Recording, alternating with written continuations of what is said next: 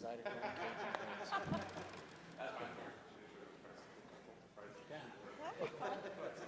Probably not quite as much fun as this, but yeah. Oh, you'd have fun. No, you would have fun. Should have dressed up for us. You would have a lot of fun. Dressed up for me, man. Put your Dan, hi, Joey Kodak, how are you? Nice to meet you. Yeah. Hello, Terry. Oh, nice to meet you. Here's Mama. I guess you're that side. You do what you gotta do, right? Yeah, but before. Yeah, that's the same order. Yeah, you're right at the end there. That works.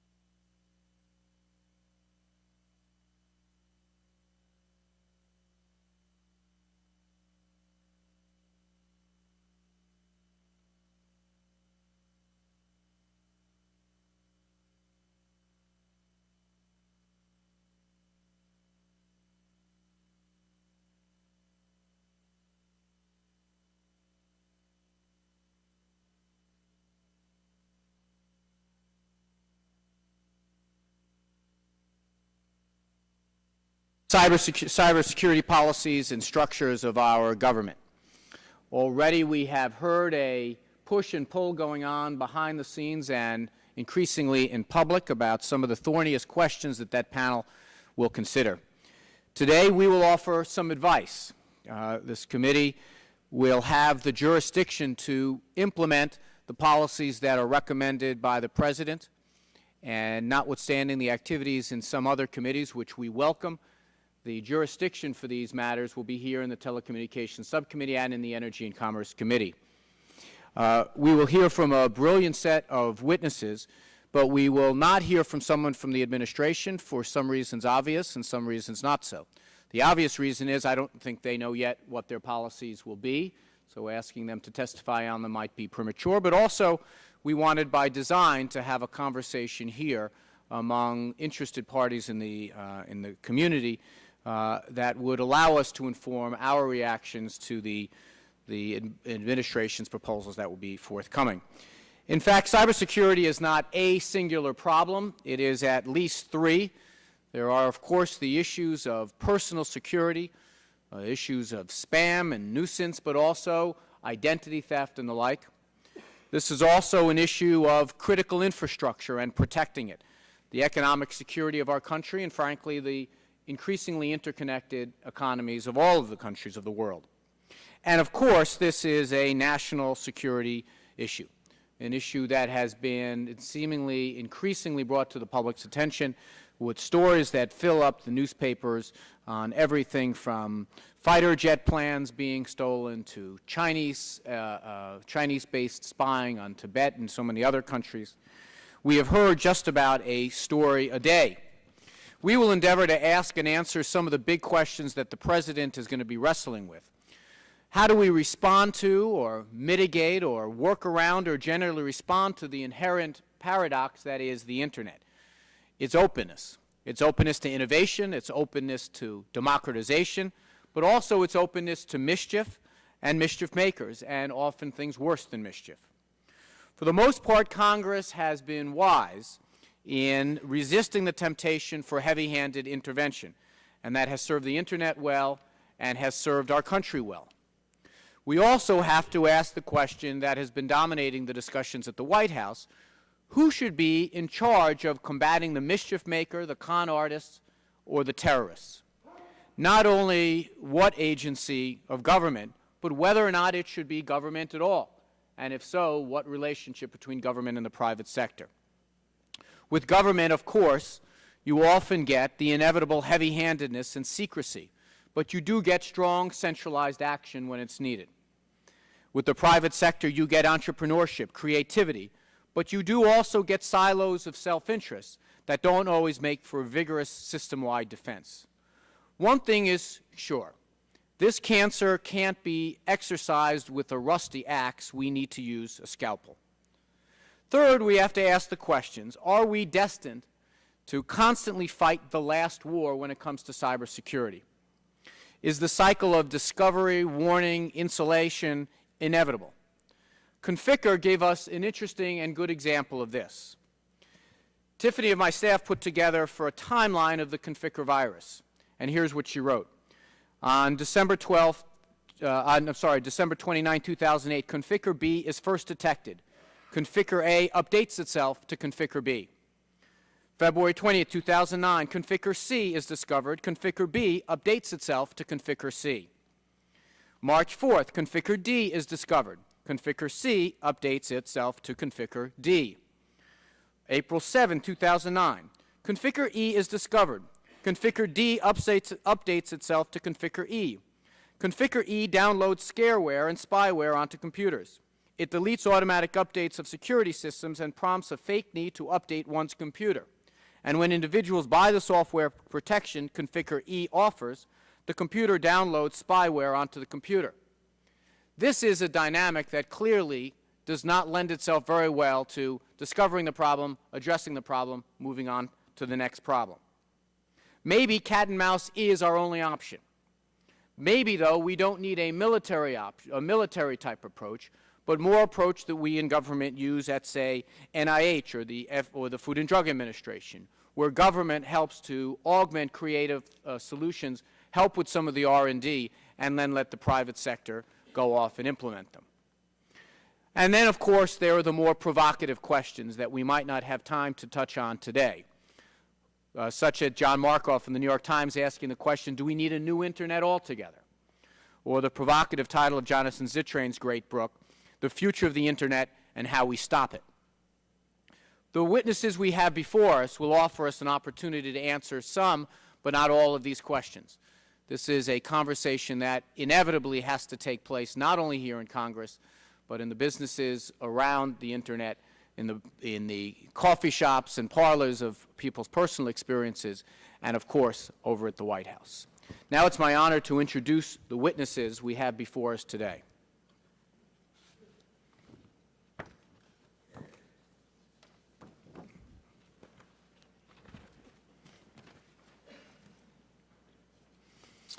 Dan Kaminsky is the Director of Penetration Testing at IO Active, where he focuses on design capabilities and vulnerabilities of network protocols.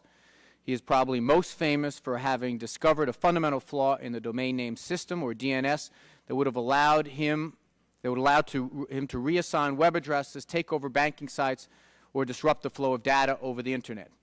Thankfully, he was a good hacker and brought this flaw to the attention of those entities that were in a position to fix it.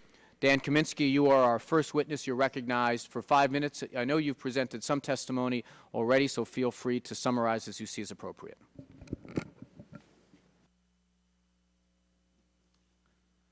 Hello, everyone. Members of the subcommittee, please allow me to express my appreciation for offering me this opportunity to testify today. I am, as said, the Director of Penetration Testing at IO Active. I've spent the last 10 years of my career working with Fortune 500 companies, including Cisco, Avaya, and Microsoft, to help secure their systems. It was an interesting experience fixing DNS, working with all of the people that needed to be in a position to actually get the fix out, get the fix deployed, and ultimately protect the ecosystem. It was an example of a public-private partnership. We worked with U.S. CERT in order to get communication out to the federal agencies that themselves had to get software out. And it was a remarkable experience for all parties. It was a highlight of 2008. 2008 was not, however, an easy year. Verizon Business actually every year puts out a report called the Data Breach Investigation Report. In an industry that always struggles to have good data to work with, Verizon actually did a wonderful thing, and has for the last few years, in summarizing what they see in their limited sample of their customer base. And what they saw was astonishing. Over 285 million records were compromised last year, just from their customer base. According to Verizon, this is more than every other year they'd seen combined. Worse, over 91% of those compromised records, most of which were payment card information, over 91% of those were traced going back to organized crime. We have worldwide problems, and we live in a much more dangerous world than when I first started doing computer security years ago. The reality is, hacking is no longer about kids. It's about people with kids who would like to feed them. Attackers have had years to figure out the absolute best ways that they can monetize their access. Recently, they actually managed to coordinate a widespread attack against the ATM infrastructure in which, in 49 cities, $9 million was extracted from ATMs using purloined ATM data. Beyond that, extortion, something we have almost no information on, is rumored to be becoming an extraordinary problem, not merely hitting the sides of the gambling or pornography aspects of the economy, but actually standard businesses. As you mentioned, Conficker. Conficker, it turns out, was a remarkable success. If Conficker had come out in 2003, pretty much every single computer on the internet, at least every Windows machine, would have been compromised. Since 2003, Windows has become a much more secure platform. The actual result of the work from 2003 was probably over 99% of the machines that otherwise would have been infected by Conficker never had a problem. That's what happened when that is the results from our scans and our monitoring of the situation. That being said, a percentage of a large number is still a large number, and we have had to deal with millions and millions of machines infected. What was most scary about Conficker is thus far, we still have no idea what the authors of it want. So where do most of these compromises come from? How is this happening? A lot of problems are in software. This is true. There's a lot of buggy software out there. But according to the Verizon Business Report, over 60% of actual penetrations that led to loss of data did not come from buggy code. They came from our simple inability to strongly authenticate other nodes on the internet. Default passwords, lack of insufficiently strong passwords. It turns out authentication is in huge amounts of trouble on the internet today, and the data suggests it is leading directly to compromises of personal information. Now people may say, why are we still using passwords? Why is this problem still there? It turns out because it's the only way to reasonably make things work at all. Turns out if something doesn't work, people won't use it, even if it is theoretically more secure. This is ultimately why I've become a supporter of the technology known as DNSSEC. DNSSEC, on its face, is a method to fix DNS, but it's not just that. DNSSEC ultimately allows us to use DNS's power for allowing communication across organizational lines, ultimately trust across organizational lines, and allows us to apply cryptographic strength to that trust so it can be used not just for existing systems, or not just for locating systems, but for actually authenticating them, and ultimately authenticating the people on the other side. It will take some work, it will take a lot of work, but I see it as the key towards making a new security authenticating ecosystem. Thank you. Our next witness is Rodney Jaffe. He's the Senior Vice President and Senior Technologist for Neustar. He's a renowned expert on security flaws in the Internet. He also participated in the Department of Homeland Security Cyberstorm 2, a multinational cybersecurity exercise that examines security preparedness and response capabilities across a variety of infrastructure. Mr. Jaffe, you're recognized for 5 minutes. You just turn on your microphone and pull it towards you.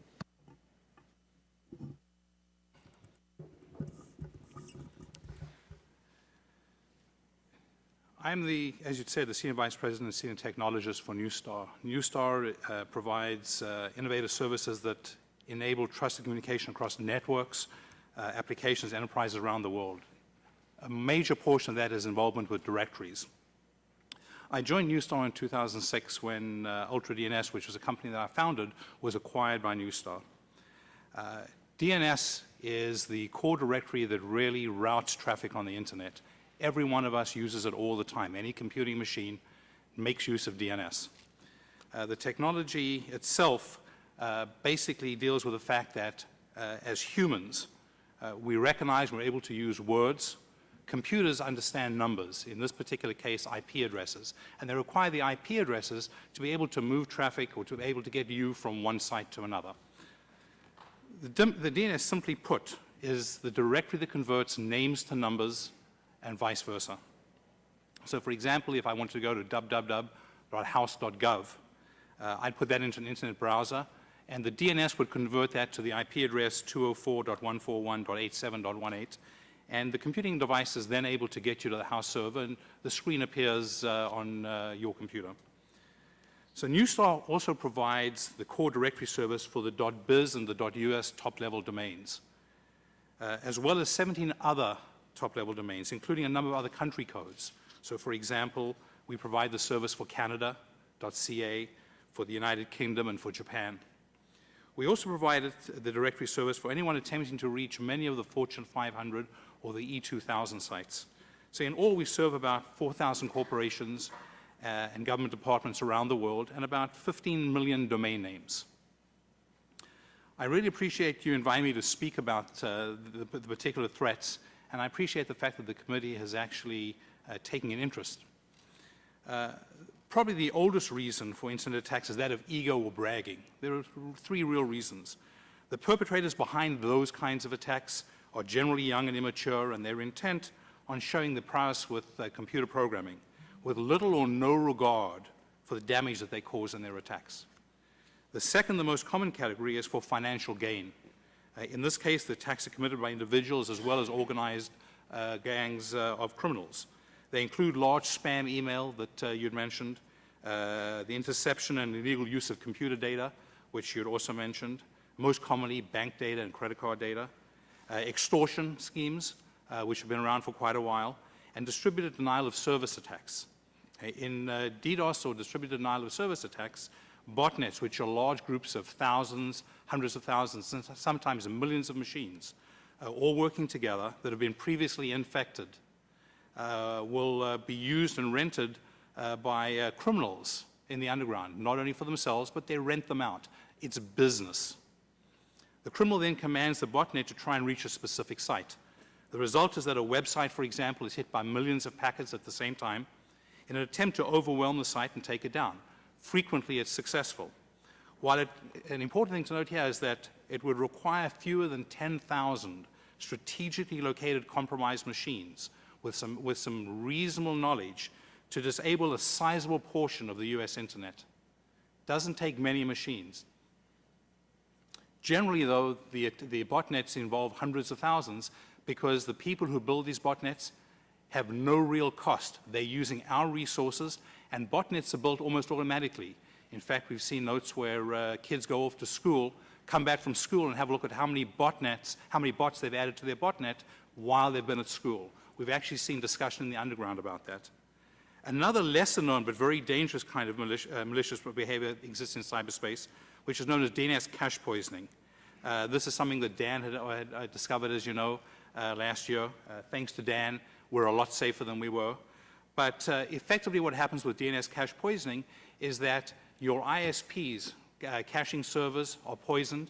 The DNS is pointed to a fake site. When you go to your bank, you end up at a website that looks just like your bank, but actually isn't. It belongs to criminals. And what they do is they ask you for your password, ask for your user ID, and then they go ahead and make use of that to make transfers and to empty your account.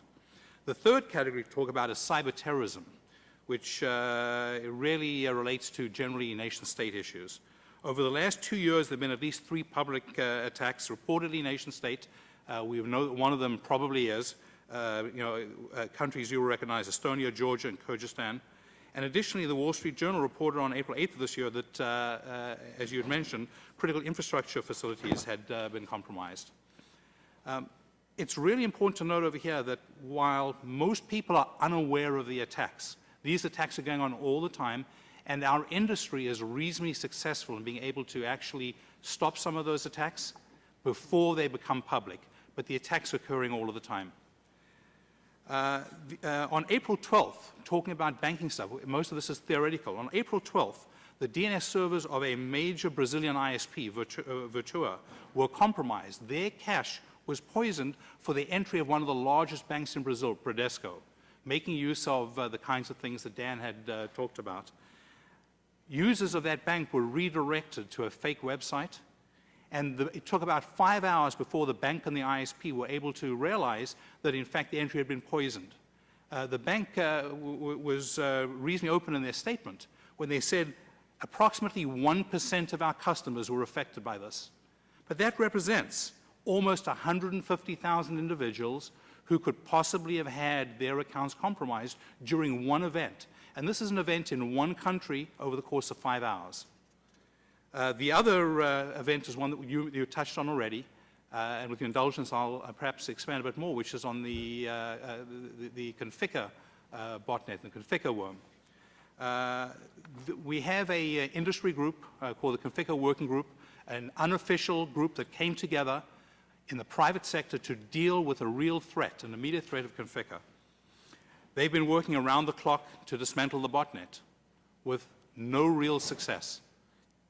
On the 8th of April, as you said, it took its first steps with version E. You had mentioned earlier that it upgraded from version D to version E. It wasn't just an upgrade. It was also the first time that we got some insight into how the botnet was actually going to be used. It was used to sell fake antivirus. If you've seen those pop-ups on your computer screen where there's a message that says that you're infected, you normally expect that to show from your antivirus software. In fact, if you're infected with Conficker, there are no messages from your antivirus software. It was actually from the criminal group behind it. They then advertise some software that you could purchase online there and then, enter your credit card information, your personal information, and download their software. Of course, their software didn't disable the virus. It installed more malicious software, and the job is now even more difficult. As a sobering side note on this, last month, in collaboration with one of the other members of the Conficker working group from Georgia Tech, we identified at least 300 critical medical devices from a single manufacturer. We stumbled on it. It's not that easy to tell what it is.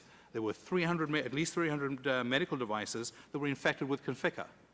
The hospitals had no idea. The manufacturer had no idea. When we called them, they were obviously shocked. These devices are used in hospitals to allow doctors to view high-intensity scans, MRI, for example, CT scans, and they're often found in or near ICU facilities. They're connected to local area networks. They should never, ever have been connected to the internet, and according to the manufacturers, they weren't.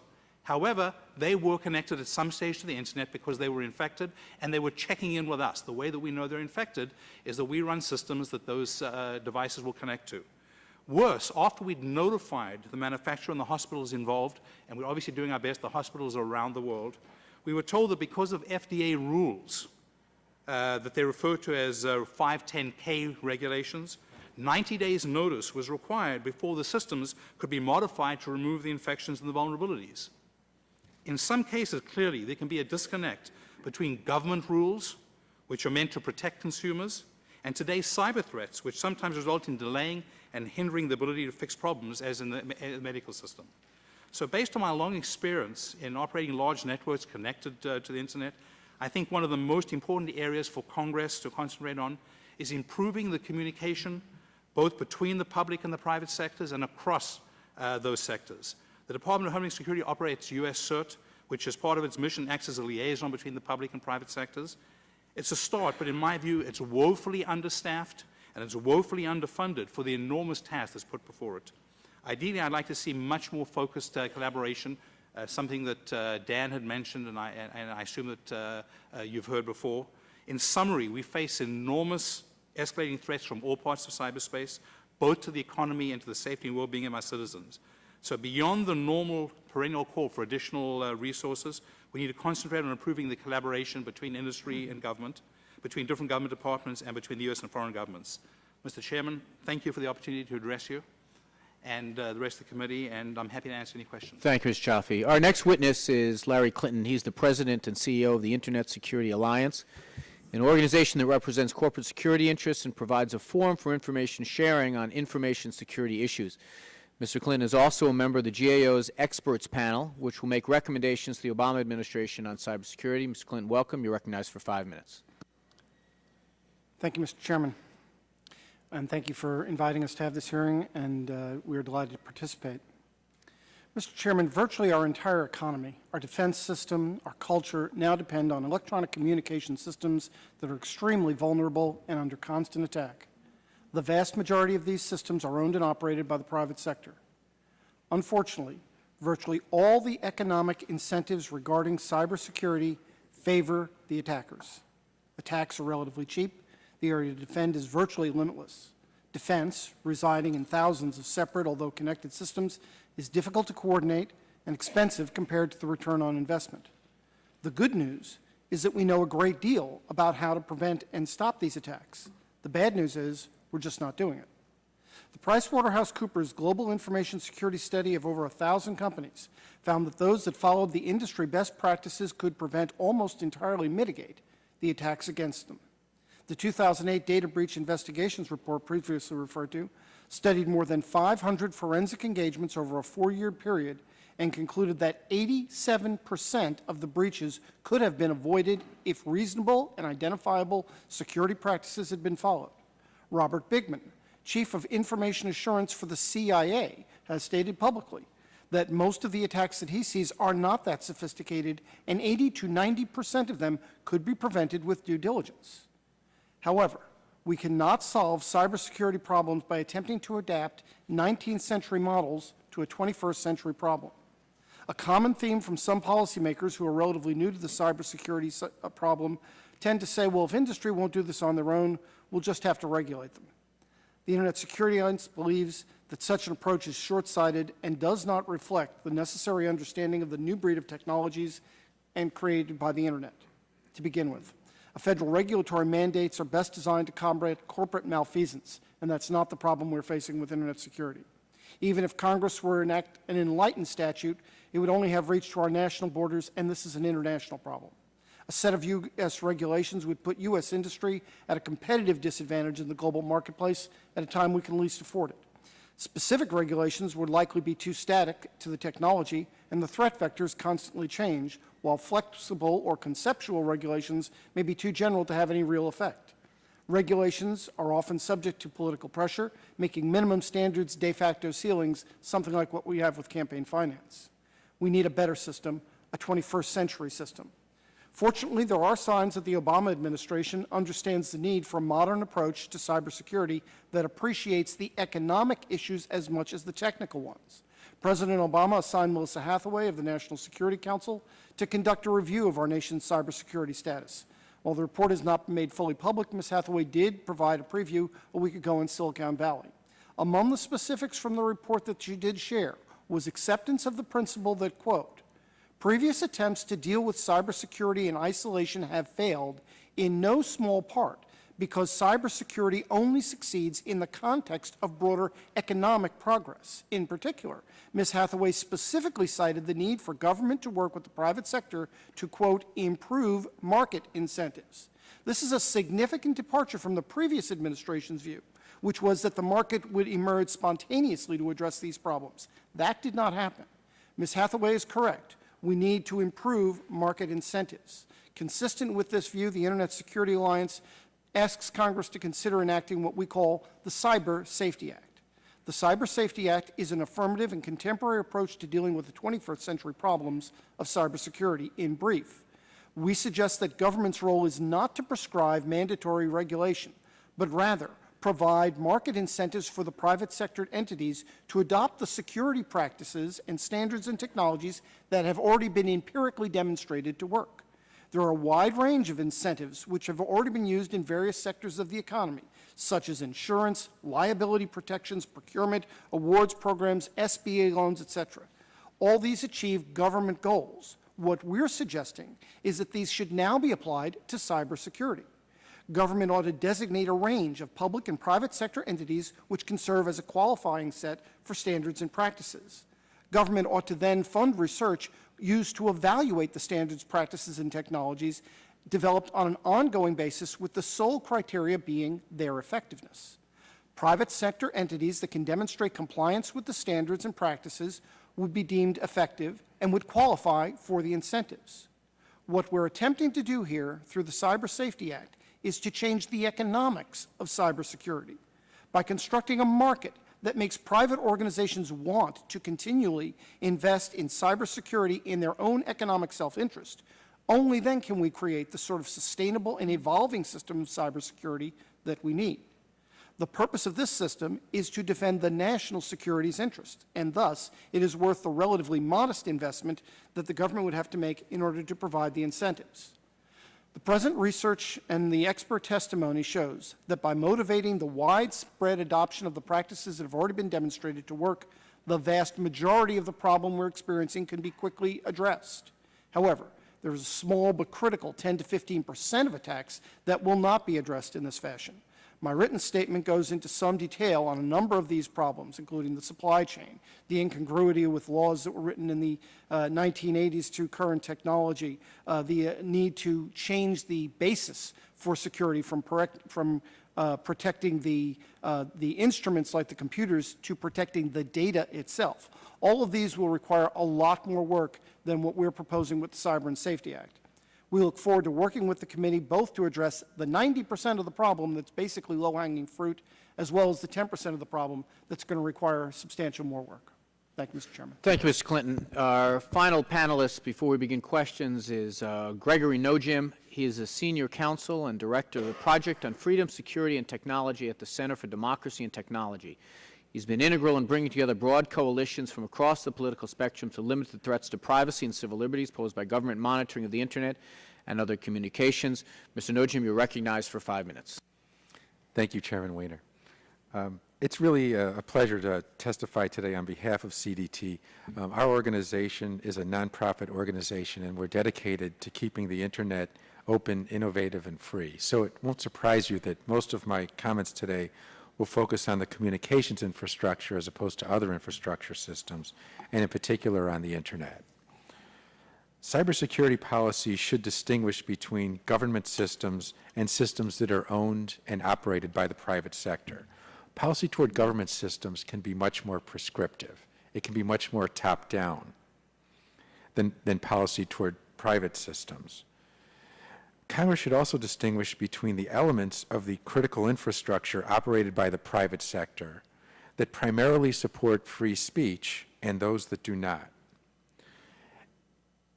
And as an example, measures that might be appropriate for securing the control systems of a pipeline, they might not be right for securing the Internet.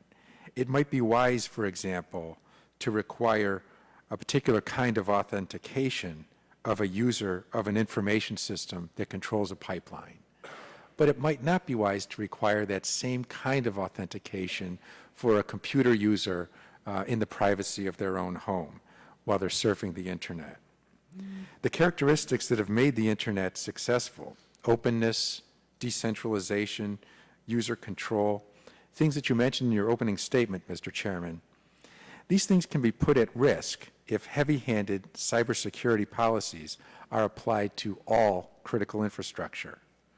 This subcommittee should make protection of these attributes an essential part of its cybersecurity mission. It is also important to ensure that cybersecurity measures do not result in a governmental entity monitoring private communications networks for intrusions.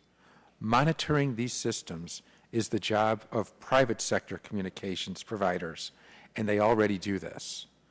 The government can help them do a better job. It can help them develop tools that allow communications providers to monitor for intrusions in the least intrusive way. But it should not be in the business of monitoring private networks itself. Nor should the government be in the business of shutting down Internet traffic to compromised critical infrastructure information systems in the private sector. While some have proposed giving the President this extraordinary power over all critical infrastructures, we believe it should extend only to governmental systems. Such authority applied to private systems would empower a president to coerce unwise, even illegal activity. To our knowledge, no circumstance has yet arisen that would justify a presidential order to cut off Internet traffic to a private critical infrastructure system when the operators of that system think it should not be cut off. We also urge you to carefully address two overarching, recurring cybersecurity policy problems. The first, excessive secrecy. The subcommittee should work to improve the transparency of the cybersecurity program. Transparency builds trust with the private sector, and that is essential to foster its cooperation. It also enhances public understanding of the nature and justification for any impact on users of cybersecurity measures. Transparency also promotes essential accountability. The second overarching problem is improving information sharing between the private sector and the government. Starting with the right questions about information sharing will help in settling on the right answers. Exactly what information held by the private sector has not been shared with the government when it was specifically requested? What reasons were given for the decision not to share? Why are existing information sharing structures like U.S. CERT falling short? And what additional market incentives would encourage the private sector to share threat and incident solutions, information solutions? Generally, as you approach these and other cybersecurity problems, we urge you to favor market-based measures over mandates. and we ask that you consider carefully the impact on the Internet of measures proposed for securing all critical infrastructure systems. Thank you. Thank you very much. I'd like to begin the conversation looking at first in some, as much as we can do in English, some of how the big stories of the day have emerged. When we read in the Wall Street Journal and elsewhere that computer spies have breached a fighter jet project, when the New York Times reports that a vast spy system loots computers in 103 countries, walk me through a little bit about, and while you can't answer with certitude, a little bit about how we suspect these things have happened and why it is that the cat is a few steps behind the mouse on these things. Maybe, Mr. Kaminsky, you can start. You can choose either one of these. Just walk me through about why this is more complicated than simply saying, let's just read some code, close some back doors, and solve this problem. Excuse me.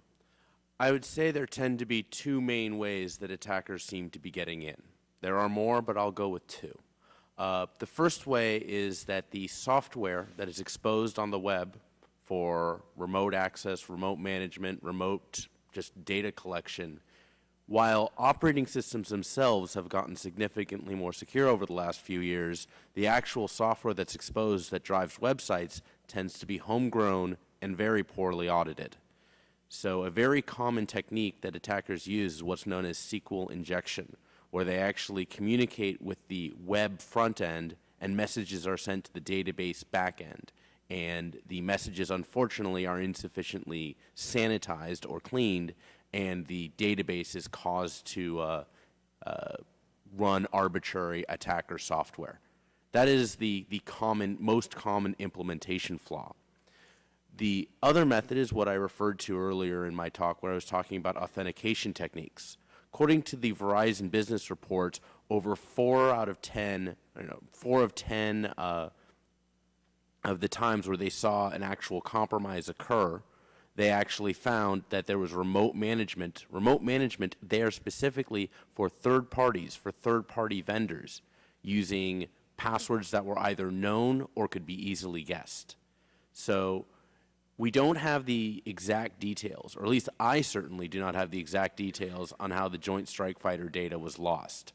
But in terms of what is lost from server side, you'll see either compromises on the website or compromises on remote management through default passwords. One third case, which should be brought up, is that we do have issues with actual desktops and browsers themselves, where an individual desktop inside of an organization will be compromised through the web browser through what's called a drive-by download. And that drive-by download will cause that individual host to be a jumping off point for an attacker to then attack other assets in the organization. That then leads us to Mr. Clinton's testimony that if you know these things, and these things thankfully keep you in business, Mr. Kaminsky, but does the panel agree, and maybe Mr. Clinton, you want to expand upon this, that if an overwhelming number of the attacks happen in a certain prescribed way, and that if there are certain steps you can take to protect yourself, and I think Mr. Clinton's testimony was 80 to 90% if you followed certain protocols, is this a problem that you have people being sloppy, and what we are looking at is figuring out ways to make them less sloppy? Mr. Clinton, is that a fair summary of at least that portion of your testimony? Thank you, Mr. Chairman. In part, I wouldn't say that it is necessarily people being sloppy, but there is some sloppiness involved. I would go up a level. First of all, I would never dream of getting into a technical discussion with my colleague on the right. I'll just accept everything he says is true. I would operate at a different level. He can tell you in great detail why a particular attack happened. But once we plug that hole, the attackers are going to move to another hole. So while we can, patch various holes in the internet, they're going to continually to find new holes. What we have to do, in our opinion, is change the system. We have to change the economics of it. The reason we don't have all of these things patched in the first place is because users don't like security. Makes it harder to use, costs money, businesses don't like it. What we have to do is change the system so that instead of people trying to view cybersecurity as a cost center or a bother. They've got to view it as something they want to do so that we can change the economic dynamics of it. And that's what we're arguing for. So it is certainly true that if we had the right incentives, people could fairly quickly and easily, according to the research and the CIA, could reasonably mitigate enormous percentages. I'm not sure if it really is 90%, but that's what several studies say.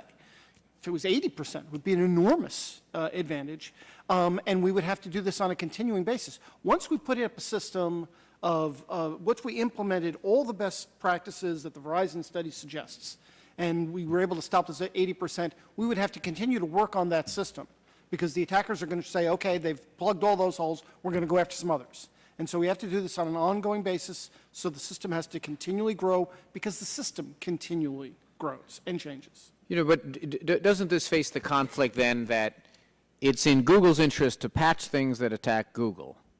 It's in Verizon's interest, notwithstanding this industry-wide report, to attack things that attack Verizon. Right. Where does the systematic conversation happen? I mean, Mr. Nojim raises concerns about we, the government, entering into that field, but where should that conversation happen where someone is thinking about the system-wide protection? I mean, what is the recommendation of the witnesses on that front? Ms. Kaminsky? Too much of this discussion happens in the context of how can we apply more pressure to people? How can we push them? How can we force them? Or at least the nicest way, how can we incentivize them? I don't think enough of the discussion happens around how can we reduce the cost of delivering a secure solution. Users don't like security because security is too expensive and too difficult to deploy. Some of the most expensive failed information technology projects in the world, we're talking at the $100 million scale and up, have been in systems that have attempted to do cryptographically asserted authentication.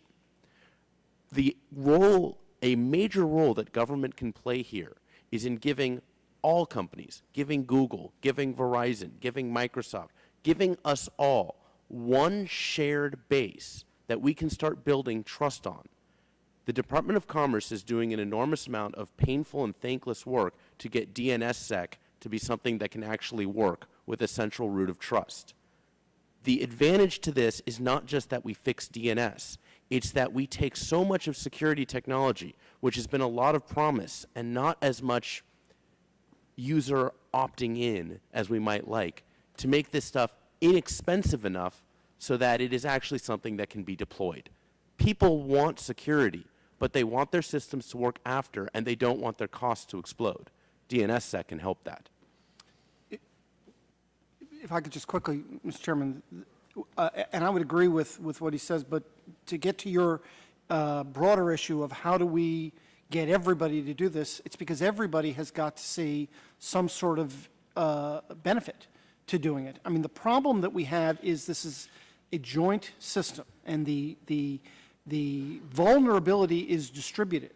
And they may be trying to get to China, for example, maybe trying to get to the Pentagon. They don't attack the Pentagon directly. They don't even attack Raytheon that's linked to the Pentagon. They attack Raytheon's subcontractor. And by getting to Raytheon's subcontractor, they get to Raytheon, and through that they get into, so we have to get out to that subcontractor. And the subcontract, and the current system is, well, the Pentagon says, we'll give a contract to Raytheon, and they'll enhance their security, which they do. They have real good security. And we'll tell them to enforce it on the subcontractor. And so Raytheon attempts to do this, and the subcontractor says, I'm sorry, it's just not worth it for me. I don't want the business. I mean, this is like 5% of my business. I'm not going to change over my entire information security system to take this. They walk away from the business, which is bad from everybody's point of view. What we're advocating is we need to have an incentive in place, a small business loan, an insurance benefit, something. There's lots of them. So that the subcontractor now wants to keep his or her security completely up to date, so that we have an incentive for Raytheon That's a procurement contract. We have an incentive for the subcontractor, maybe, the ability to get an SBA loan or a lower insurance rate, and so that everybody has a system. We need a system-wide set of incentives, and the incentives are going to be different for different people. This is not a one-size-fits-all world. We have to stop thinking of it that way. We need a network of incentives to address a network security issue. It is puzzling, though. It is puzzling, though, that we need to offer incentives for a government contractor of Raytheon to do what is intuitive, which is to not share terabytes of information on the internet with hackers. I'm not quite sure that it strikes me that this gets back to the question and answer, how you make sure that the silos of security are systematic. Mr. Jaffe? Thank you, Mr. Chairman. There are a couple of fundamental things to think about here. We talk about incentives. Green light is on. There are some fundamental issues. When it comes to incentives, one of the key things that I find when I talk to large corporations that have issues is they say, what's in it for me? And that's really the thing that should drive the incentives. The incentives will be different, but as long as you can show someone what's in it for them. One of the problems we have now is that the issues affect so many parts of the world and so many parts of the commercial world that people say, why would I step up and fix my part of the problem if other people aren't fixing their part of the problem? Someone else will do it. It seems to be a driving theme in most of the meetings that I end up having. And until I can point out how it affects someone specifically, they really say, not our problem. People don't think about it as being their problem. The second thing is that the bad guys are as good as we are. One of the problems that we're facing, and doesn't seem to be sort of dealt with much, is that the people behind most of these attacks are as good as we are, if not better. For some other reason, it almost seems like the bad guys are us. The level of sophistication, the things that we see, for example, in Configure, using certainly state-of-the-art and best-of-breed techniques. If I was a university professor grading something like Configure E, it would have a very, very high grade. They've done everything right. We don't seem to be able to do it. Maybe it's because you go to the typical large government contractor and there are 50 or 60,000 people who are involved with software development in some other way. It seems to be very difficult for us to be able to control that, and there doesn't seem to be enough of an incentive overall for the companies to take a holistic approach until you see the front page of the Wall Street Journal. Then all of a sudden, everyone wakes up. Finally, there are two different ways that this happens. One of the ways, and I don't know, obviously I know nothing about the Joint Strike Fighter issue, but in many cases, this is determined breaches by humans, where someone works away at finding the problem. They have all the time in the world, they have a lot of patience, and they work their way through breaking into a system, including using social engineering. A lot of the things that we found have been as a result of social engineering. The issue with USB drives, for example, which not only was an issue for the federal government, but is an issue with Configure. One of the major reinfection vectors we see now is people clean their machines off, but before they do that, they copy their key documents onto a USB dongle, clean the system, rebuild it, go through all the effort, and plug the dongle back in order to copy their key documents across, and they get reinfected. That's what we're seeing with Configure. That's the first way, is human breaches. The second way is a lot of the attacks aren't as a result of conscious attacks. You get something like Configure or Torbig or one of the large botnets. They go out there and they become like vacuum cleaners. They do their work in an automated process. We don't even know, in many cases, how systems got infected because they theoretically aren't connected to the internet. But from the miscreant behind the botnet, what they're able to do is sit and look at the net result of the vacuum cleaner. If you think about this, there are over 4 million machines currently infected, we think, with Configure. We don't know where many of them are. We see a lot of them check in, but not all of them. If someone behind that botnet wanted to, all they'd have to do is perhaps use it as a giant search engine. Basically say, show me any document or give me anything that has somewhere on the hard drive the word nuclear, the word blueprint, the word trigger. come back and find it for me. And all they have to do is sit back and wait. And over the course of a short period of time, those 4 million machines will look at their local drives, and because, as we now know, many of them are actually sitting behind corporate firewalls, they'll then examine all of the shared drives. They're basically no different than a human sitting behind the computer that's infected. They will look at all the shared drives and examine all of the documents, looking for that word. Very little work. Somewhere or other, out of maybe a totally incongruous IP address that maybe is even connected to a home modem, they'll find the right set of documents and absorb those, send them back to the miscreant, and before we know it, you have the front page of the Wall Street Journal. Yeah, just a couple of thoughts on this. One is that the bad guys in the fighter jet incident didn't get the best information. They didn't get the most sensitive information. That was on a separate system. And maybe one answer is that at the time of procurement, the government better describes what has to be on a separate system that's not connected to the internet. Procurement can be a very powerful tool in your war chest, if you will, for dealing with this problem. Another thing to think about is that Raytheon is probably protecting its systems in the way that it thinks is most appropriate. It's got people whose job is to do that, and they're acting in the way that they think is best. If the government believes that they should be acting in a different way, that additional security measures should be in place, then it should be up to the government to pay for those additional measures. And the compensation could be through credits, it could be through tax credits, or it could also be through a procurement provision, so that you get extra money if you take extra steps. Raytheon may not have protected that subsidiary in the same way that it protected other more sensitive systems. If that subsidiary needs to be protected, then maybe Raytheon doesn't get the contract, and if it does get the contract, maybe the contract also pays for such protections. Let me use that as a jumping off point to some of the other threats that some have been realized, some have been unrealized. Can you talk a little bit about the danger of expanding the use of smart metering on our electric grid and the vulnerability that it extends to the notion that our electric grid might be vulnerable? There's some of our colleagues on the Energy and Commerce Committee talked about empowering FERC to regulate these things further. Let's think about not the challenges of the past, but let's think about some of the things that we might be vulnerable to. The electric grid, as I understand it, by and large, is not susceptible to a wide-scale attack because it's, by and large, not attached to the internet in a large measure.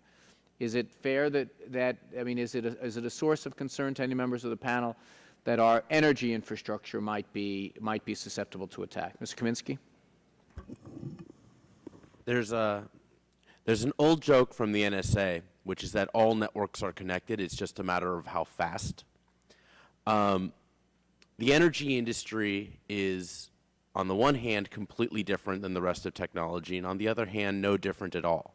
The 90s saw a tremendous increase in our use of personal computing technologies and information technologies to, quite frankly, make work more efficient. Energy industry has not been immune from that. One of the technologies that we've seen spreading, at least in recent design, has been an ability for the actual power meters to communicate with one another, for them to create a peer-to-peer mesh as one meter speaks to another meter or speaks to another meter. This technology is being done by people who, frankly, have not had to deal with the last 10 years of attacks. And on analysis, we've seen these meters actually able to be compromised remotely. There is where we are today with the energy industry, which is there's a lot of information systems, there's a lot of communication going on, there's a lot of gear that has trouble dealing with attackers today, and the only thing preventing pretty widespread attack is a lack of connectivity.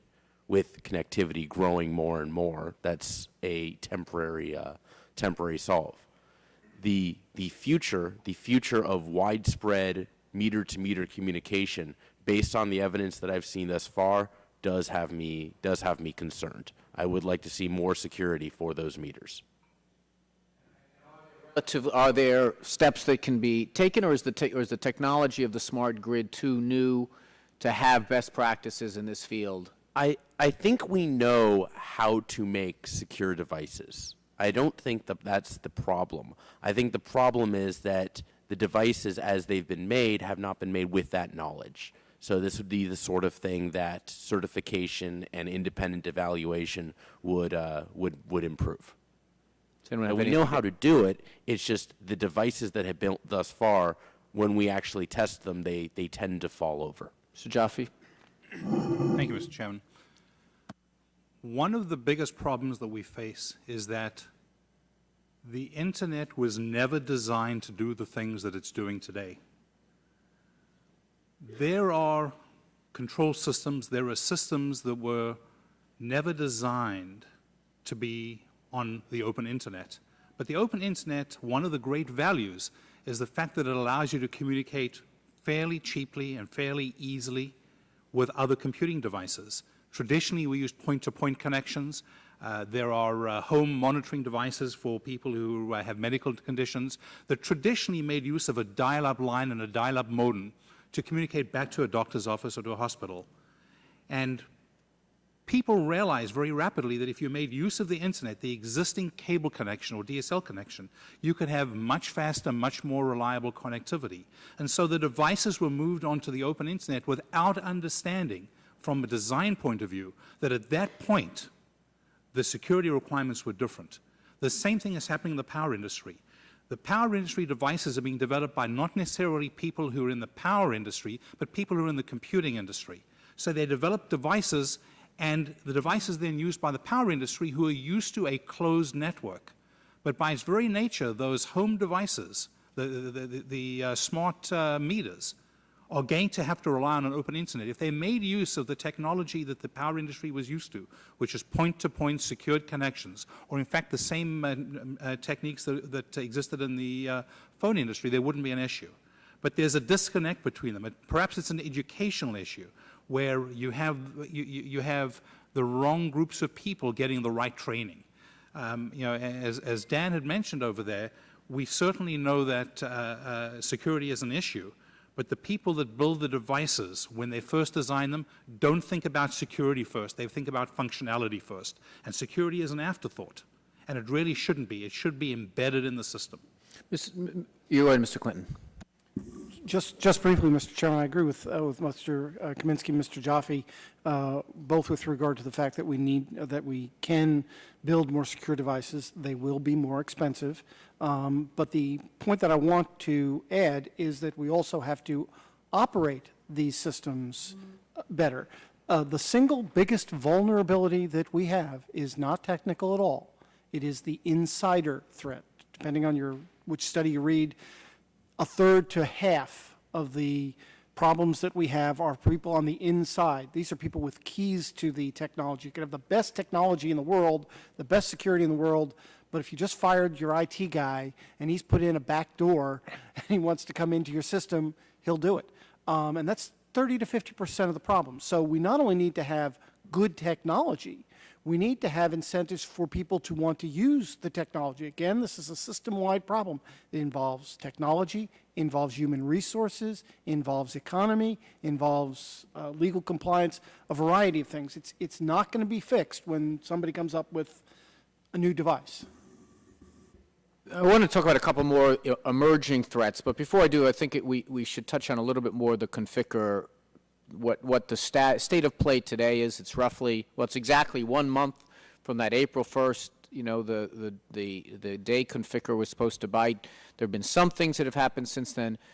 Who would be best, maybe it'd be you, Mr. Kaminsky, to tell us what is the state of play with configure right now, whether it's still something people should be concerned about, and more troubling to a layman like myself is why is it that we literally have the code right there in front of us, and it's such a vexing issue. What does it say? What is it doing? It seems to me that there has to be at least someone who can read that who is at least as smart as the guy who wrote it and say this thing is it's gonna turn all the microwaves on or something. Kaminsky, can you give us, and again, as best you can in English language, I know how difficult that is when you're dealing with these technical matters. Where does it stand? Are we going to get up to Configure P, and then are we going to find out what this is about? Tell us a little bit about where it stands, whether we're learning anything, and just give us an update on where we are with that. Not a problem. So it used to be that if someone wrote malicious software, they wrote it, it was out there, you could analyze it, tear it apart, figure out exactly what it was and what it was going to do. That's how things used to be. The new generation of attacks are not about it does what it does and it can't do anything more. The new generation of attacks are all, as Mr. Jaffe said, are all very much about go back to the attacker and find out what would you like. Would you like me to search for documents? Would you like me to search for updates? Would you like me to do anything you can possibly imagine, good sir? So that's what's made things difficult. Configure is quite possibly the single most analyzed piece of software in the last 10 years. But we can't tell you everything it's going to do because we don't know, because the attackers have not issued the commands or have not released the actual software in a general sense. It always goes and retrieves updates. What made Configure special, and what continues to make it special, is that it's actively being maintained and actively defending against the security community's efforts. Now, that doesn't mean the security community has been lost and unable to do anything about it. We've had entire months of restricting Configure's ability to update itself and manage itself. Through the public-private partnership of the Configure Working Group, Configure B's entire update strategy was pretty tightly constrained. That's what ended up leading to their need to do an April 1st date. Or on April 1st, they moved from the defenses that were successful in February and March to what we were unable to defend against in April. Technical terms, they moved from using 250 domain names a day, which we could register, to 50,000 domain names a day, which would be too difficult in order to block. The state of play as it is today is we have very, very good tools for quickly scanning networks, identifying where Configure is so that it can be quickly cleaned.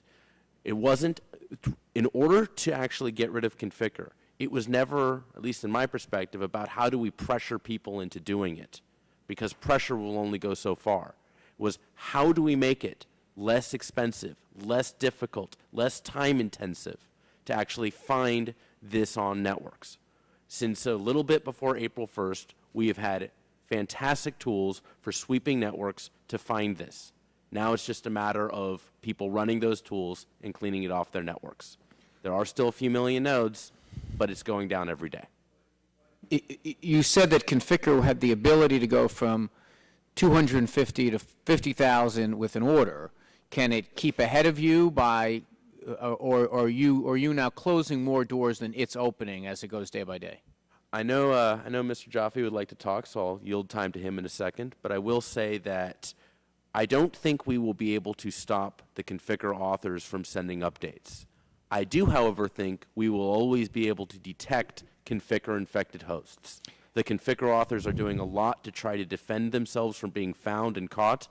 The place where I think we have a sustainable advantage is it appears no matter what they do, we can always find them so that we can determine we need to clear them. And let me ask you this in terms of this being the new state, the new state of the art in these things. Are other hackers and other troublemakers able to look at the Configure virus and say, that's a cool way or a vexing way or a troublesome way for us to do our business in the future? Is there now out in the world this new model which is going to mean that the cat and mouse game is going to extend to other hackers who are going to use the same device? Honestly, I think that's a fair statement of the situation. One person has gone ahead and really taken a lot of the, if you want to call them worst practices as opposed to best practices, someone has actually demonstrated the worst practices for actually how you make something that doesn't just compromise a network today, but have a sustainable advantage, an updatable advantage. So I do think we will see more things of that type. Mr. Jaffe, do you have anything to add on that? Thank you, Mr. Chairman. There's an interesting thing to note about Configure and April 1st. Most of the press saw April 1st as being the day when Configure would suddenly erupt. It was going to be like Y2K. We knew already, we'd been able to disassemble a fair amount of the software. We knew that April 1st represented one thing only, which was a change in the mechanism that Configure was going to make use of. Up until then, as Mr. Kaminsky had mentioned, we'd been able to control, we thought we'd been able to control the spread of it. They changed the mechanism on April 1st. But on April 7th and April 8th, as you pointed out, it went to Configure E. Configure E did two things. The first thing it did is it updated Configure D to a new mechanism for both spreading and communicating. The second thing that it did was that it enabled the download of another piece of software called Weller, which is another form of malicious software. It enabled the download and installation of that with some very interesting pieces to it. We don't know if the authors of Weller are the same as the authors of Configure. But it's very clear that these are businessmen. What Configure seems to have done is downloaded Weller, but done it for 2 weeks only. It's a very interesting process. It's almost as if the authors of Configure rented the use of Configure to the authors of Weller to download Weller, and after 2 weeks to delete it. What we've been able to see from disassembling some of it is that I think it's on May 3rd or May 5th, any installations of Weller that were done via Configure will be deleted. These people are very, very smart. One of the things you'd ask is, don't we know who's behind it? Can't we interrupt it? The cryptography that's used in authenticating between the controller and these machines is so sophisticated. In fact, it didn't exist in the public. The particular thing they're using, which is something called MD6, was actually submitted for the NIST competition for the new cryptography that will be sort of authorized for the government networks in, I think, 2013. They had used this 5 weeks after the submission from Ron Rivest. They had this in place and they're using it. It uses a level of cryptography that, as far as we know in the private world, there aren't enough computing cycles to be able to crack that in any way. It's being used to authenticate the updates. So we can see the software, we know the machines are infected, we can disinfect machines with a lot of effort, but what we cannot do is something that people have said, isn't it simple to just act as if you're the controller and tell the worm to disable itself?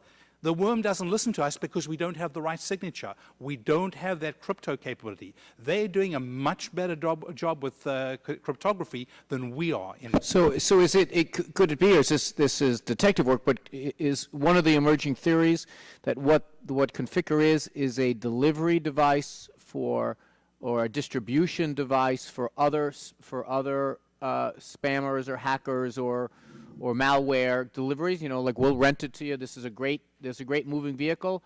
For 2 weeks, we'll let you use it, and we're going to go rent it to someone else for the next 2 weeks, and this is just the way it gets around?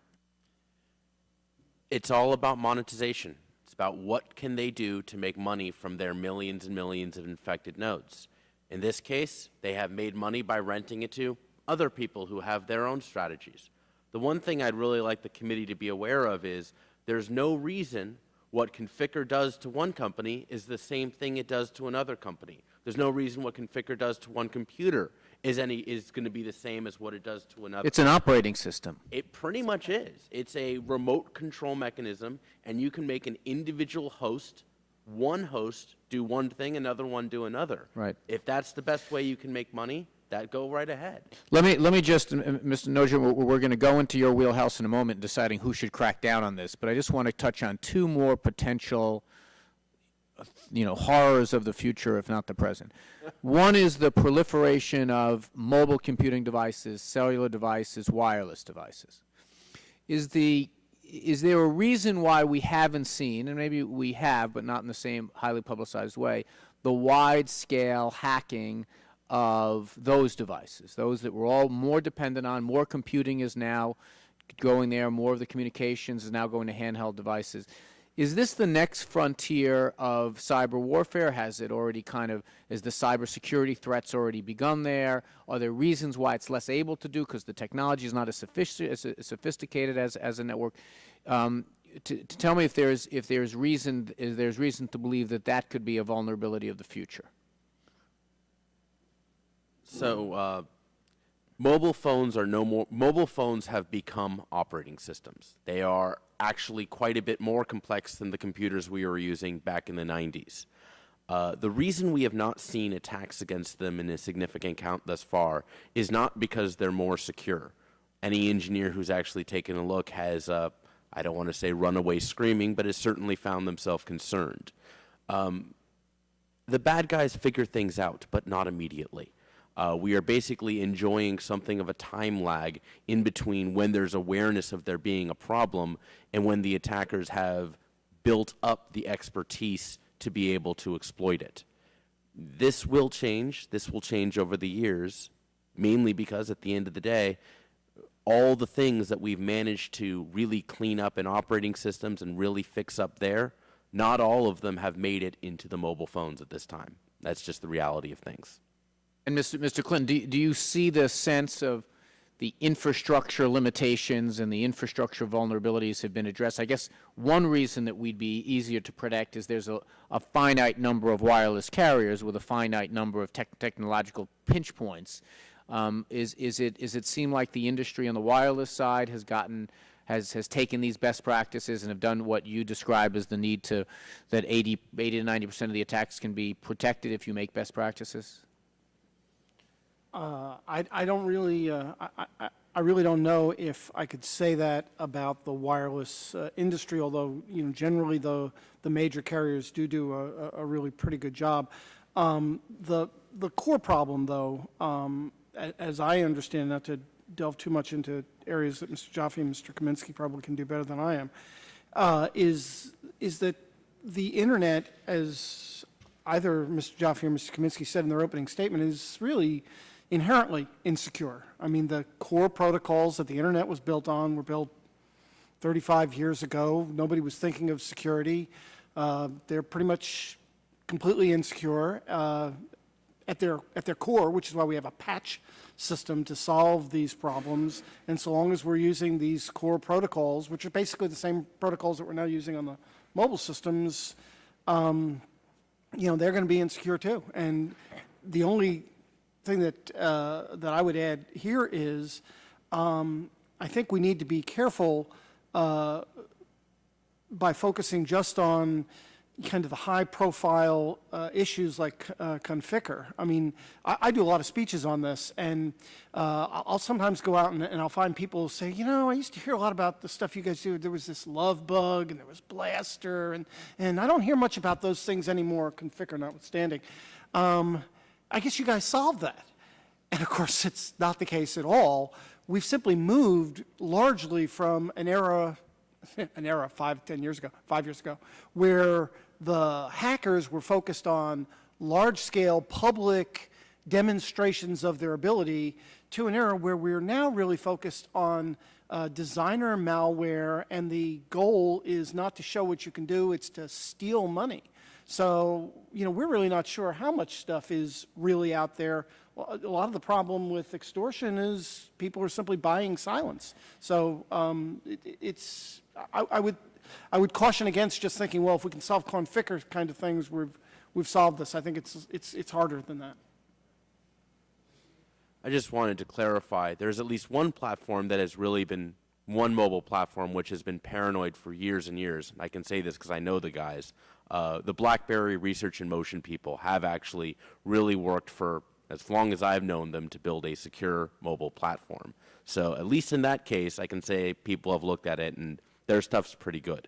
In fact, a lot of people kind of shrugged their shoulders at the Obama-Berry controversy because it's not like President Obama is the first person to ever be putting sensitive information into their BlackBerry.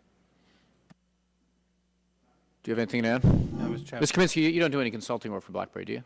No. Jeff, just want to make sure I didn't get some Apple lobbyists complaining or anything. Go ahead, Mr. Jaffe. One of the things to remember is that the mobile devices used to be telephones. but they're now becoming much more of a computing platform. And so while the operating system itself, we go after Microsoft a lot, or we used to, in terms of their operating system, that's not necessarily where the problem is. It's the applications that people download and use on those devices. We're beginning to see, a move towards mobile payments, for example. And one of the things we have to be very careful about is that when we look at the mobile payment applications, they sit on top of the operating system, on top of the phone. They have to be looked at on their own, because you can have the most secure platform you want. If you have an application that enables problems, it doesn't matter how good the operating system is, the application itself will be insecure. And that's where the problems, most of the problems that we're seeing today are coming from. So don't think of it as a wireless device. It's nothing more than an existing computer that happens to use a wireless network. But it's just as vulnerable and has to be looked at very, very carefully in the same way as we do regular computing devices. And finally, on the challenges we face, how do we know that a router manufactured in China doesn't have some listening ability built into it for Chinese government officials? Or some computer chip that's made doesn't have a circuit switch that permits anything on that computer to be with the right command listened to, or going through the right website?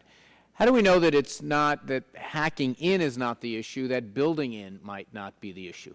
Ms. Clinton, you're nodding the most furiously, so why don't you start? Thank you, Mr. Chairman. We're very concerned with this problem. My organization started 3 years ago in conjunction with our partners, Carnegie Mellon, to take a look at exactly this problem. And basically, to put it in short form, I think what we're come to the opinion is that we need to learn how to build secure systems, understanding that some of the parts may be insecure. We do think that there is, and we've amended to our statement, a fairly extensive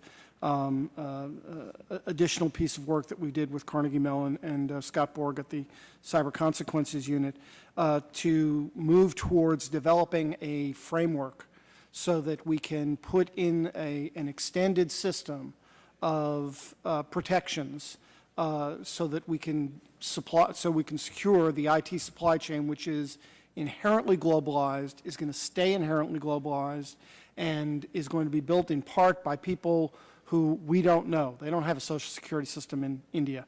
We're not going to know who those people are, but we can put in, we think, by using a fairly systemic framework that we've tried to begin the articulation from in some of our additional comments, which we also supplied to Ms. Hathaway, a system where we can, again, change the economics so that we can make it in our best interest and our suppliers' best interest to understand that it is in their best interest to keep these systems truly supplied in a secure fashion rather than allow them to be counterfeited or in some way hurt. The one thing that I would say in addition to this is that we try to take a risk management approach to this. And so while we're very secure, we're very worried about the supply chain. This is a problem that is generally not a big problem, we think, for industry.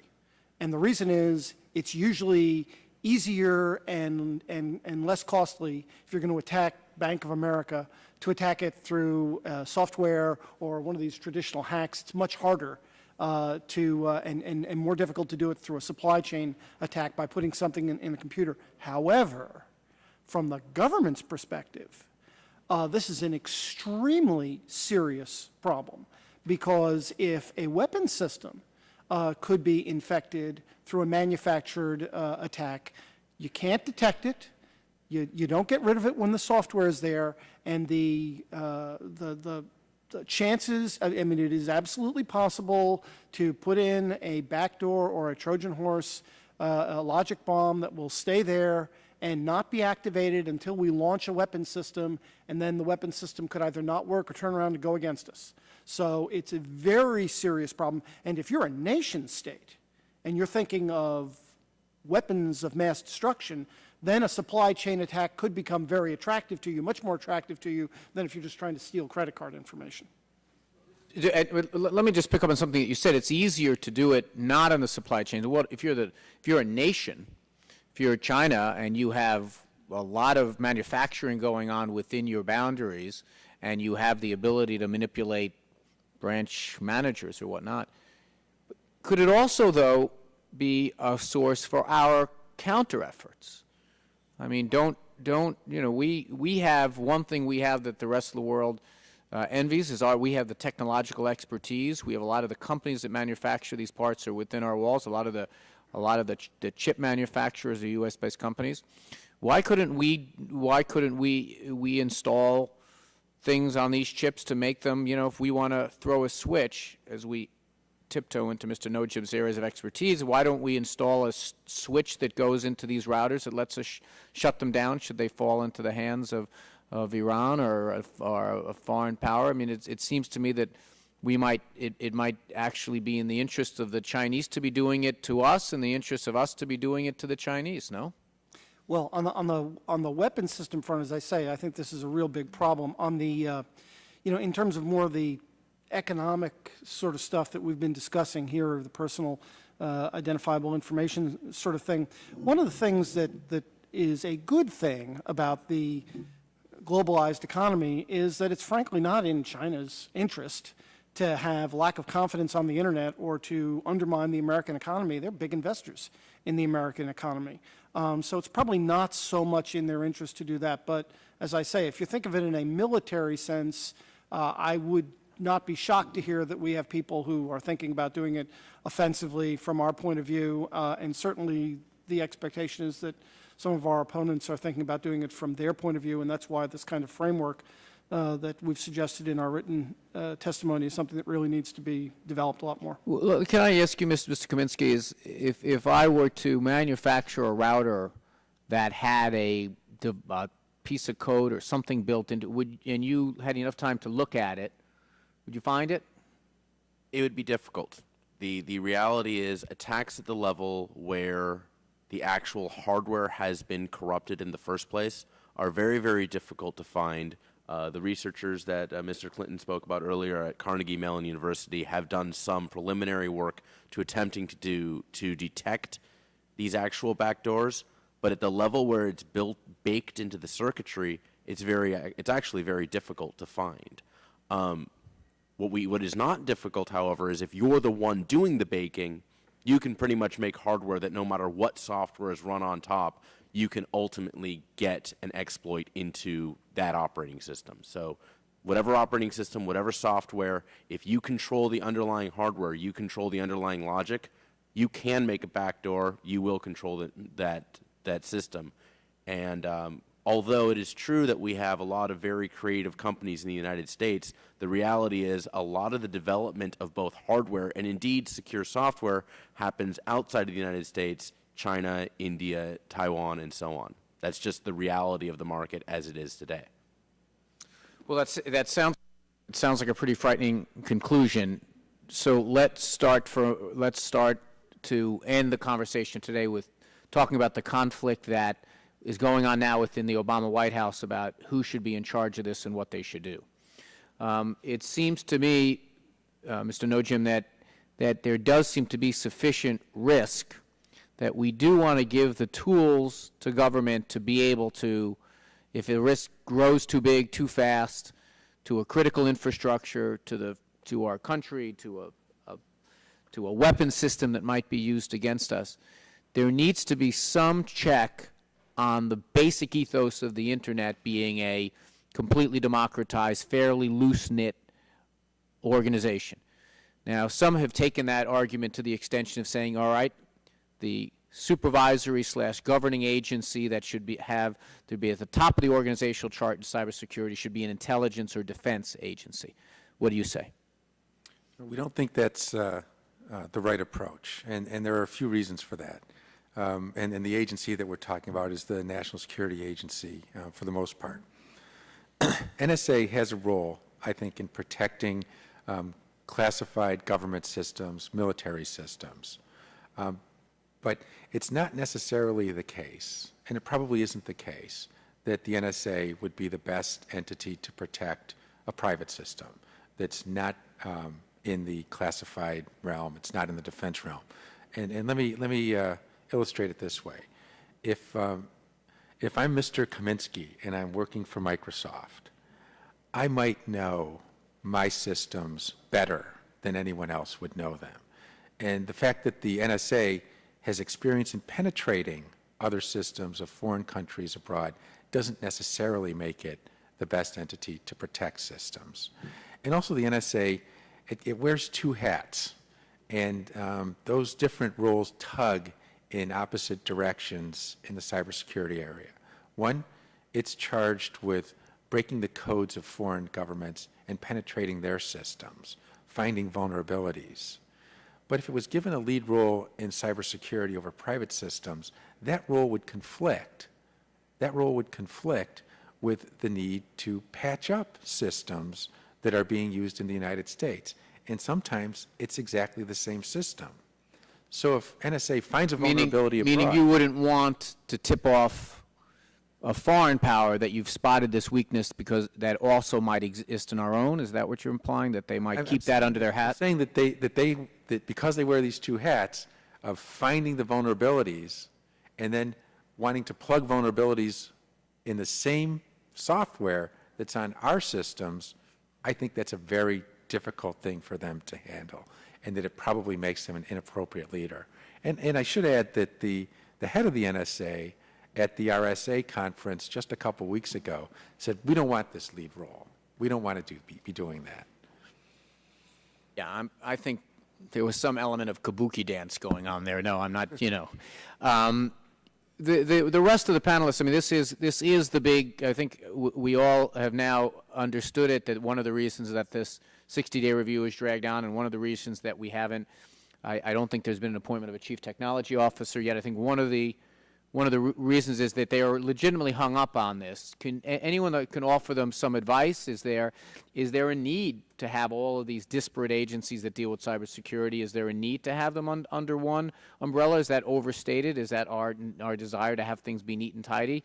There does seem to be consensus among folks who have looked at this that there is too much interagency back and forth, elbow throwing, and planning on who's responsible for what that doesn't lend itself very well to a true emergency response.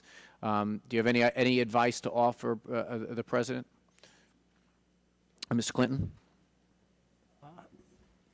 First of all, we generally stay away from this because being a private sector organization, we're always telling the government, don't micromanage us, so we generally try to stay away from offering that. One of my board members, apropos of my colleagues, would answer this metaphorically by saying if the cyber system were a soldier on the battlefield with an open wound and the intelligence community were the doctor, the intelligence community's approach to that would be to look into that wound and say, isn't that interesting, as opposed to fix it, okay? And that's why, and we need people who are going to fix it, not try to exploit the vulnerability.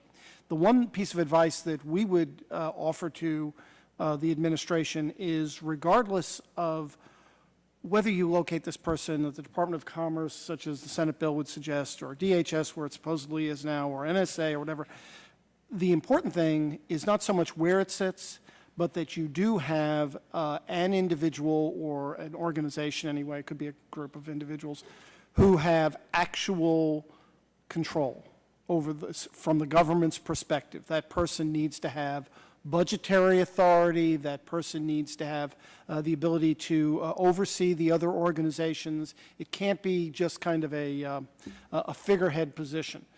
So it's less important to us where that person sits, although we tend to think it should be somewhere within the White House structure, but that person actually have the ability to do the coordination among things. And we also think that government's first role here is frankly to get government's house in order rather than try to figure out how they're going to deal with the private sector, which is why I think the model that we've suggested, which is a collaborative model, is something that we would ask the committee to take a look at. There's a scenario that I think has been useful for explaining to people just the scale of problem we have. Consider a situation where a major top 10 website is broken into, not directly, but actually through their ad network. The advertising network is made to deliver an exploit for the Adobe Acrobat document software. The documents are loaded, they cause code execution on anyone who goes to that web page, and the code loads up a botnet. That botnet is used to do two things. First, it sends banking credentials from the infected host to the attacker, and second, it floods various websites on the internet with malicious traffic in a desire to force an extortionary attempt to be successful. Now, whose fault is this? Is this the fault of the top 10 website? Is it the fault of the ad network? Is it the fault of Adobe? Is it the fault of Microsoft for writing the operating system? Is it the fault of the user for using the operating system? Is it the fault of the bank for having credentials at all? I mean, is it the fault of the people who pay extortionary prices? The people who are bad, the fault is the bad guy.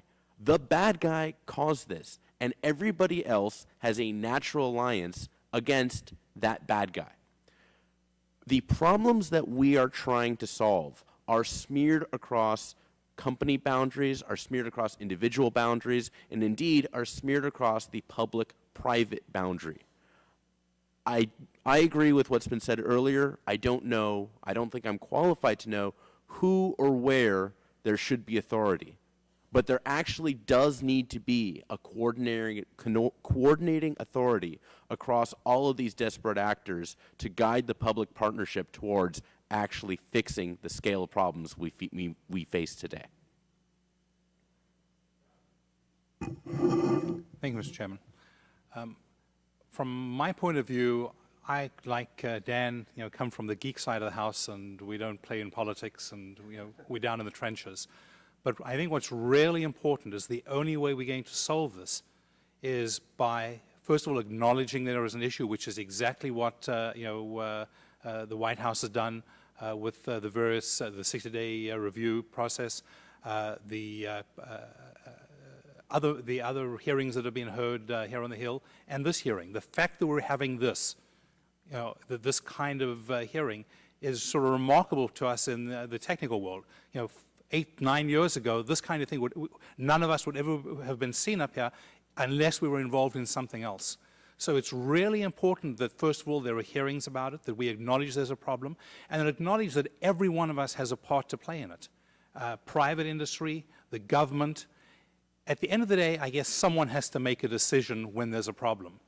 But what we really have to do is make sure that we all get together and talk about the problems and recognize them, because as Dan has said, we all are united against an enemy. The enemy may not be the bad guy who's trying to steal credentials. Nation states also represent problems for us that you sort of mentioned in the routers. I didn't want to go down that path.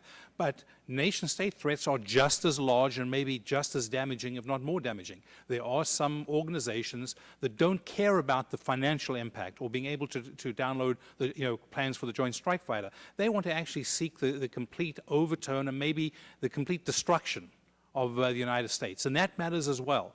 We have to all work together with all of the stakeholders, folks on the technical side, folks on the policy side, people on the business side, to try and be able to recognize the problems, be able to find solutions, fund the solutions, and build the solutions. And as long as we're doing that, I think on the technical side, we're happy. Who runs it doesn't really matter as long as it works. If it doesn't work, I'm sure in a couple of years' time, there'll be a new leader. Mr. Nordstrom, it does matter, doesn't it? I think it does, ultimately, because where the work is located will have an impact on industry participation. And from our perspective, from what we've seen talking to key players in industry, is that one of the things that concerns them is that the program hasn't been transparent enough. If they share information, they don't know what's going to be done with it.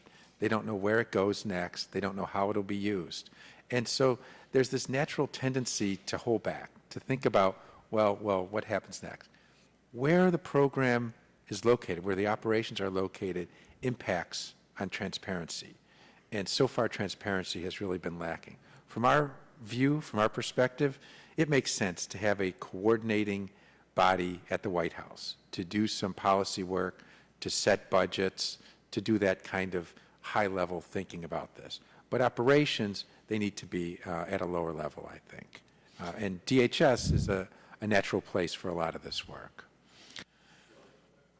Perhaps. I mean, I think that there is the concern that this is generally part of a larger conversation about how you foster all that comes from the internet, good and bad, like how you make sure, we have, as I said in my opening remarks, we have resisted the temptation to be heavy-handed plenty of times before, as the internet emerged and there were dirty pictures and hateful speech and these other types of things, and sometimes we've gotten it right, and I think we got it wrong with gambling. I think that to some degree we lurch back and forth, but we've basically defaulted to a position that said let's try to keep our hands off to the greatest extent possible.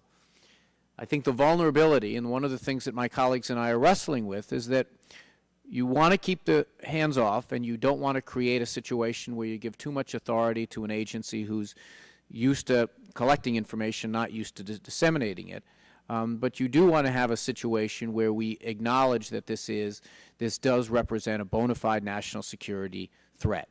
And to whom do you give the authority to do what? Do you give the president the authority to have an on-off switch? I think you referred to this in your testimony. Do you give the president or the NSA or the Commerce Department the authority to go ahead and start experimenting with a second tier of the internet that says these are things that we're going to use only to plug in high threat or high vulnerability or important things like the electric grid or our military secrets or the like? And I think that one of the things that you four gentlemen have been helpful in shedding light on is that we really are going to have we're going to have more of these headlines. I think we do need to be cautious. We go through our cycles in American civic life where we see a couple of people getting bitten by sharks and suddenly there's an explosion of shark bites going on. There have been tens of thousands of these of attacks that go on probably during this hearing. Recently, the New York City Police Department said they get attacked about 70,000 times. I think it was a day. Is that right? 70,000 times a day. And we have to make sure that we don't allow the tail to wag the dog here. We want to be thoughtful about it, and I think that your testimony has been instructive. And this is also something that I think it's pretty clear that whether it be the Commerce Department, whether it be some role for the FCC, we here in the Commerce Committee, frankly, were created and frankly have a history of dealing with these issues, looking at not only the security side, but the commerce side, the energy. If you look at the things we've talked about today, the internet itself, interstate commerce, energy issues, commerce issues, and the like, I think that this is probably going to be the committee where a lot of these things are going to get discussed even further. Before I recess, I just want to offer some thanks to some folks who have helped in addition to all of you who have testified. And the record is going to remain open. If there's anything you'd like to add in written form, any questions or answers you'd like to submit for the record, we'll certainly be happy to take it. I just want to thank Tiffany Gauricio of my staff, Amy Levine, Tim Powderly, Roger Sherman, and Greg Jice of the committee staff, my friends on the minority side, and all of my colleagues on as well as the chairman, Mr. Boucher, who has been very active involved in many of these issues. I thank you all for your testimony, and this adjourns the hearing.